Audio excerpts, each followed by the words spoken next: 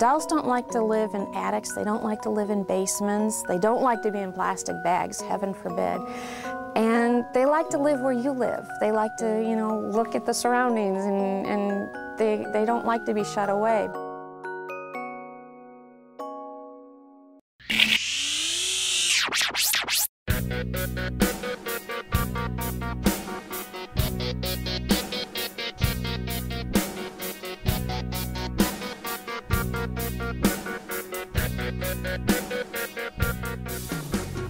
We started doing doll shows about 36 years ago, and then I opened my first shop December 15th, 1981 out in Plainfield. And then Mom came to join me and we moved into the Oakville Mall. And we had 1,900 square feet, and I couldn't imagine what we were going to do with it, and I was going to rent out part of it, because we started with 17 card tables in 2 cabinets that we had just painted and they were sticky. I never rented it out because we filled it out. We were there for 8 years, and then we moved to Howard Harlem in Milwaukee for, well, almost 2 years. And then we've been here on Northwest Highway for the last 15 years.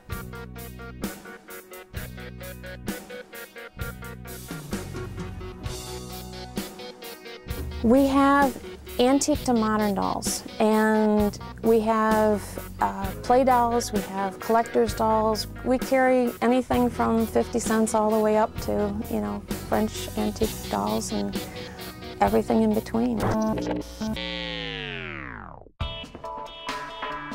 Every doll has wonders about it, and you know, sometimes you just would love to have them talk to you and tell you the history behind them. Part of an artist is always in a doll. It's telling you history with their costumes, with their hairdos, with their facial makeup. They all allow you to play and use your imagination and mix and match outfits, and you know, not just have it sitting there and, you know, looking pretty. I mean, a lot of people just, you know, buy a doll and set it on the shelf and that's it.